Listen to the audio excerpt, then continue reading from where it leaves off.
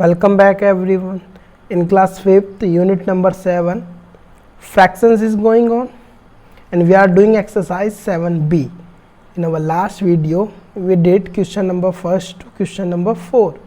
So today we will do question number 5. So see, question number 5 we have given, are the fractions equivalent? हमें ये बताना है जो ये फ्रैक्शंस गिवन है क्या ये इक्वल हैं आपस में।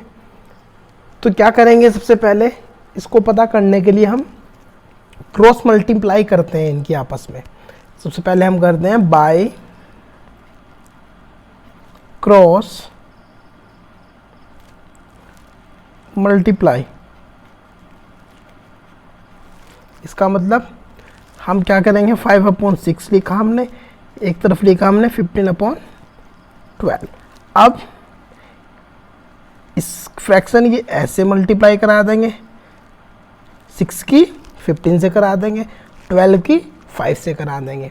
ओके, जब कराएंगे तो क्या आ जाएगा, 12 × 5 कितना आ जाएगा 60, और फिर 15 × 6 कितना आ जाएगा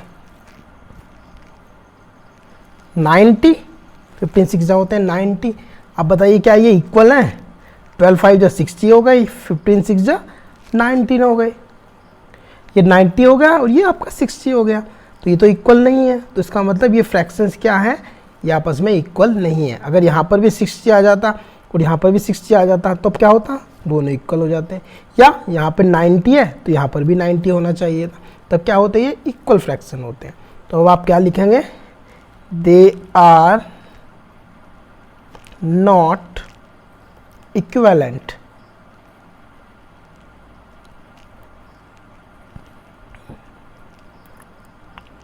फ्रैक्शंस। ओके, ये तो आपका फर्स्ट पार्ट। इसके बाद देखते हैं नेक्स्ट पार्ट। चलिए इसके बाद देखते हैं सी पार्ट। हमें ये बताना है कि ये इक्विवेलेंट है या नहीं। तो क्या करते हैं, फिर से क्रॉस मल्टीप्लाई से इसको चेक करते हैं हम, बाय क्रॉस मल्टीप्लाई। ओके, तो दैट मीन्स 30/75। ओके, यहाँ पर आ जाएगा 2/5। इसकी आप ऐसे करा देंगे 75 की 2 से और 30 की 5 से, तो करा दीजिए। 30 की जब 5 से कराएंगे कितना आ जाएगा 150, और 75 की जब आप 2 से कराएंगे तो कितना आ जाएगा 2 5 जा 10, कैरी 1, 2 7 जा 14 +1 कितना आ जाएगा 15। तो ये टोटल कितना हो गया, ये भी 150 हो गया, ये भी 150 हो गया। तो इसका मतलब ये क्या है, आपस में इक्वल है। तो आप लिख दीजिए yes they are equivalent fractions. Okay, ये था आपका क्वेश्चन नंबर 5। जो पार्ट बच गए हैं वो आप अपनी रफ नोटबुक पे करके देखेंगे, सारे पार्ट्स एक से ऐसे हैं। इसके बाद देखते हैं हम नेक्स्ट क्वेश्चन। नेक्स्ट, ये आपकी क्वेश्चन नंबर 6 7 और 8 तीनों क्वेश्चन एक जैसे हैं। हमें क्या करना है, उसमें फिल इन करना है लेस देन, ग्रेटर देन और इक्वल। हमें ये बताने हैं कि टू फ्रैक्शंस आपस में, इसमें कौन सा तो छोटा है कौन सा बड़ा है, या आपस में दोनों इक्वल है। तो ओके, चलिए चेक करते हैं। सबसे पहले क्वेश्चन नंबर 6 में ए पार्ट देखते हैं। तो सबसे पहले हम ये चेक करते हैं, जो हमें टू फ्रैक्शंस गिवन है क्या उनके डेनोमिनेटर आपस में इक्वल हैं या नहीं है। अब देखो यहाँ पर हमें इक्वल दिखाई दे रहे हैं, यहाँ पर भी 9 है और यहाँ पर भी 9 है। इसका मतलब ये कैसे हैं, ये आपके लाइक फ्रैक्शंस हैं। तो इसका मतलब क्या है, अब बस हमें ऊपर चेक करना है, न्यूमरेटर में जो वैल्यू बड़ी होगी वही फ्रैक्शन बड़ा होगा। तो यहाँ पर 7 है और यहाँ पर 6 है, इसका मतलब 7 बड़ा है, तो 7/9 क्या होगा, बड़ा होगा किससे, 6/9 से। So that means 7/9 is greater than 6/9। ये हमेशा याद रखना, इस साइन में कभी भी कंफ्यूज मत होना, ये लेस देन का साइन होता है, ये ग्रेटर देन का। बस इतना याद रखना, जो भी फ्रैक्शन बड़ा होता है ये उसकी तरफ ही खुला हुआ होता है, और जो छोटा होता है उसकी तरफ बंद होता है। ये जो छोटा होता है उसकी तरफ बंद होता है, और जो बड़ा होता है उसकी तरफ ये खुला हुआ होता है। ओके, इसके बाद देखते हैं हम सी पार्ट। अब देखो क्या करना है, सबसे पहले डेनोमिनेटर देखो क्या आपस में इक्वल है, नहीं है। अब इसके बाद फिर चेक करो न्यूमरेटर, क्या न्यूमरेटर आपस में इक्वल है, यस है, यहाँ पर भी 8 है और यहाँ पर भी 8 है। तो अब इस केस में क्या होता है, देखो डेनोमिनेटर जब इक्वल होते थे तो हम ऊपर की वैल्यू चेक करके बता देते थे कि कौन सी बड़ी है, वही बड़ी है। लेकिन अगर न्यूमरेटर इक्वल हो तो इस केस में हम क्या करते हैं, इसमें उल्टा हो जाता है। इसमें क्या होता है, जो डेनोमिनेटर सबसे बड़ा होता है वो सबसे छोटा होता है, और जो सबसे छोटा होता है वो सबसे बड़ा हो जाता है। इसका मतलब देखो ऊपर तो 8 है, तो इससे तो हम पता नहीं कर सकते, हम पता कर सकते हैं नीचे की वैल्यू से। तो यहाँ पर 9 है, तो मैंने क्या बताया, जो सबसे छोटा होता है वो सबसे बड़ा होता है, और जो सबसे बड़ा है वो सबसे छोटा होगा। तो यानी 8/13 छोटा है किससे, 8/9 से। तो उसका मतलब 8/9 इज ग्रेटर देन 8/13। बाकी ये क्वेश्चन नंबर 6 के सारे पार्ट ए और सी जैसे ही हैं, आप खुद करेंगे रफ नोटबुक पे। इसके बाद देखते हैं क्वेश्चन नंबर 7। नेक्स्ट आपका क्वेश्चन नंबर 7। अब देखो क्वेश्चन नंबर 7 में क्या है, अब तो ना इसमें डेनोमिनेटर इक्वल है आपस में और ना ही न्यूमरेटर इक्वल है। तो इस केस में हम कैसे पता करें कि कौन सा फ्रैक्शन बड़ा है, तो क्या करते हैं हम, क्वेश्चन नंबर 5 की तरह हमने क्या किया था, क्रॉस मल्टीप्लाई हमने की थी, तो इसमें भी हम क्रॉस मल्टीप्लाई ही अप्लाई कर लेते हैं, या फिर आप इसको लाइक फ्रैक्शन में कन्वर्ट करके तब भी आप पता कर सकते हैं। तो क्रॉस मल्टीप्लाई ज़्यादा ईजी है, तो मैं क्रॉस मल्टीप्लाई से कराता हूँ। तो आप कीजिए बाय क्रॉस मल्टीप्लाई, तो आप क्या हो जाएगा, 1/2 यहाँ पर आ जाएगा, 2/4 5 यहाँ पर आ जाएगा। अब देखो यहाँ पर ध्यान देने वाली बात है, ये एरो यहाँ पर चला जाएगा और ये वाला यहाँ पर चला जाएगा।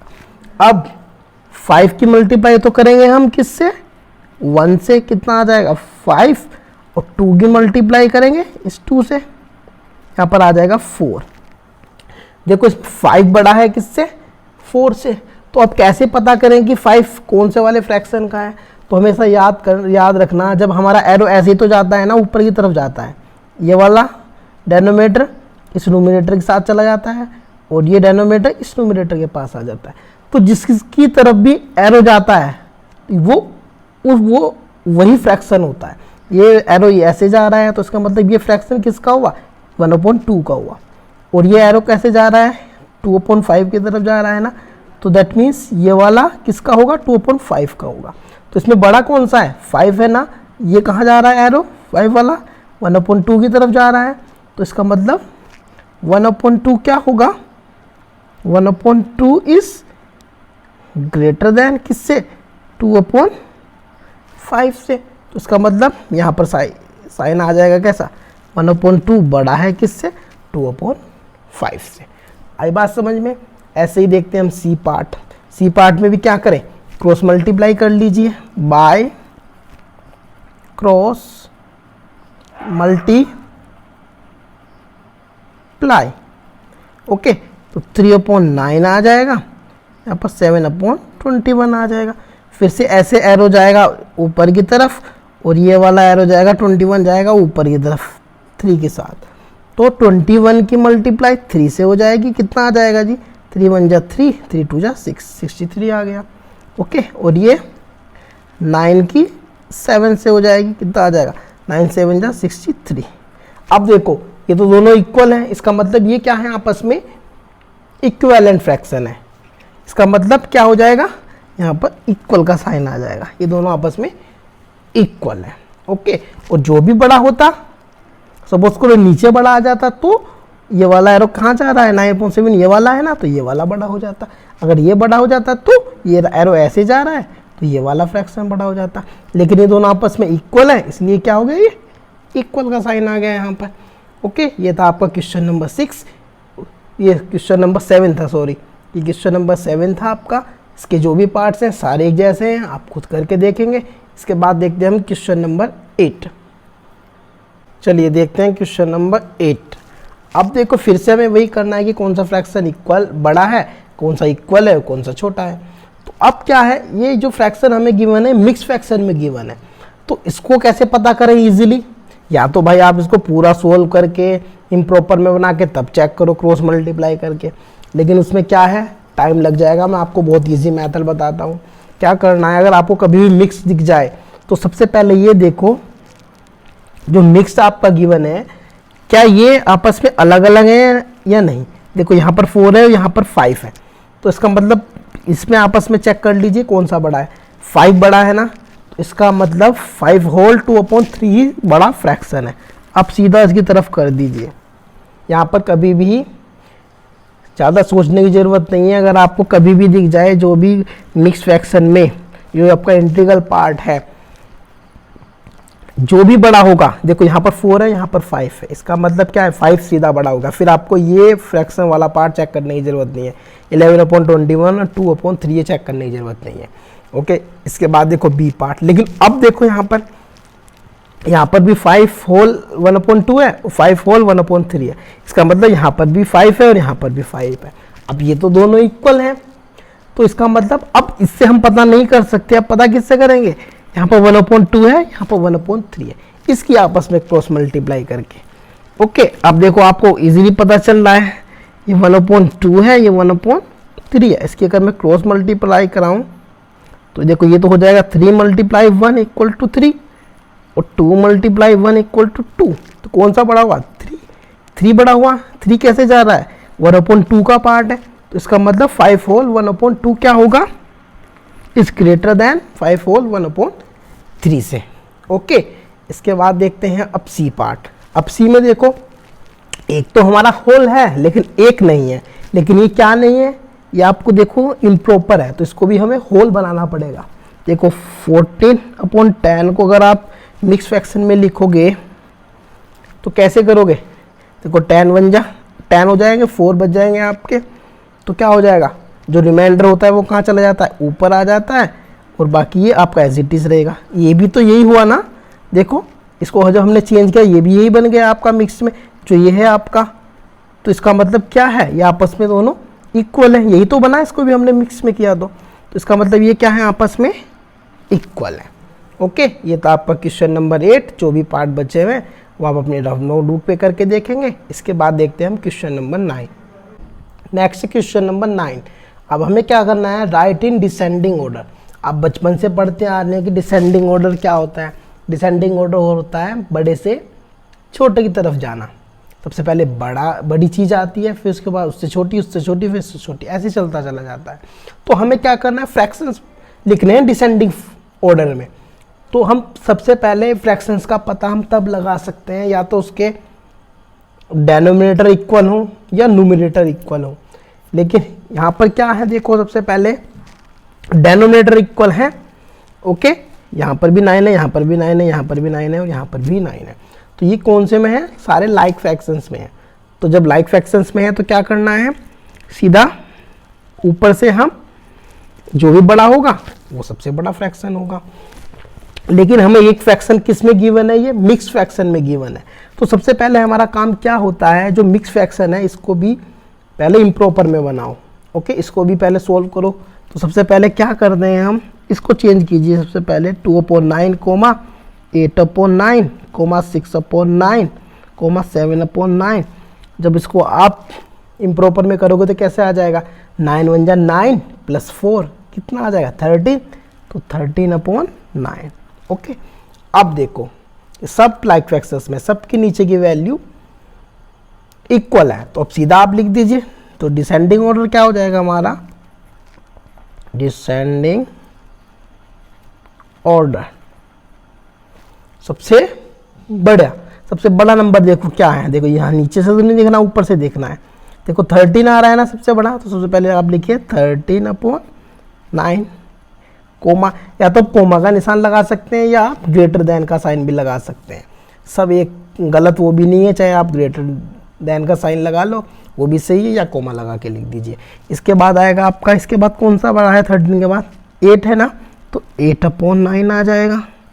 ओके, इसके बाद कौन सा बड़ा है, 7/9 आ जाएगा, और इसके बाद 6/9 आ जाएगा, और इसके बाद 2/9 आ जाएगा। ओके, ये तो आपका डिसेंडिंग ऑर्डर ए पार्ट। इसके बाद देखते हैं हम बी पार्ट, क्योंकि सी पार्ट कैसा है, सी पार्ट आपका ए पार्ट जैसा ही है। वो आप खुद करेंगे। सबसे पहले आपको क्या करना होगा, सी पार्ट में जो इम्प्रॉपर है, इम्प्रॉपर में बनाना पड़ेगा क्योंकि बहुत से फ्रैक्शन उसमें मिक्स फ्रैक्शन में गिवन है। जो भी मिक्स फ्रैक्शन में होता है सबसे पहले उसको इम्प्रॉपर में बनाइए, तब उसको सोल्व करते हैं। ओके, इसके बाद देखते हैं हम बी पार्ट। देखिए इसके बाद करते हैं बी पार्ट। अब क्या है, हमें न्यूमरेटर इक्वल गिवन है, तो इसका मतलब मैंने आपको बताया था अगर न्यूमरेटर आपको कहीं पर भी सारे इक्वल मिल जाए तो इसका मतलब क्या होता है, जो नीचे का फ्रैक्शन होता है, जो सबसे बड़ी वैल्यू होती है डेनोमिनेटर की, वो सबसे छोटी वैल्यू होती है, वो उल्टा हो जाता है फ्रैक्शन। जिसका मतलब क्या है, हम जो भी नीचे सबसे कम वैल्यू होगी वो सबसे बड़ा फ्रैक्शन होगा, और जिसमें सबसे बड़ा नंबर होगा नीचे गिवन वो सबसे छोटा फ्रैक्शन होगा। ओके, तो हमें क्या करना है, सबसे पहले डिसेंडिंग ऑर्डर में लिखना है, तो आप सीधा लिख दीजिए क्योंकि इसमें कुछ भी हमें मिक्स में नहीं गिवन। ओके, तो सीधा इसको हम सॉल्व कर सकते हैं। लिख दीजिए डिसेंडिंग ऑर्डर, डिसेंडिंग ऑर्डर। तो इसका मतलब क्या करना है, हमें सबसे छोटा वाला नंबर लेना है। सबसे छोटा नंबर किस में आ रहा है जी, यहाँ पर आ रहा है 13 है ना, तो सबसे पहले ये आ जाएगा। इसका मतलब ये सबसे बड़ा फ्रैक्शन है, उल्टा हो जाता है। 15/13 क्या है, बड़ा फ्रैक्शन है। इसके बाद देखो, इसके बाद से इससे बड़ा कौन सा नंबर है, 13 के बाद देखो 17 आता है। ओके, तो ये आपका आ जाएगा 15/17। इसके बाद क्या आ जाएगा, सॉरी 17 से बड़ा क्या है, 13 के बाद 17 के बाद क्या है, देखो 17 से पहले 16 आएगा। यहाँ पर मुझसे गलती से 17 लिखा गया, तो ये नहीं आएगा, इससे पहले क्या आएगा, 16 वाला आएगा।